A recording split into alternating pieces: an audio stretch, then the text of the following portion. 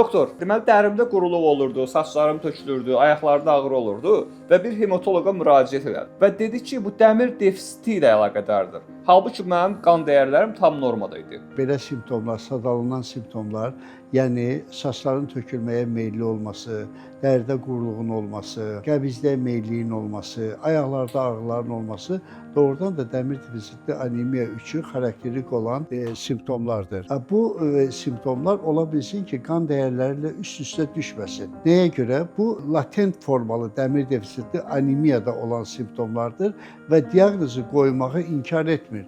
Burada təkcə laboratoriyada dəmirin və ya ferritinin aşağı olması, normal olması və ya aşağı olması deyil, eyni zamanda dəmir defisitli anemiyanı təsdiqləyən digər laborator göstəricilər də var.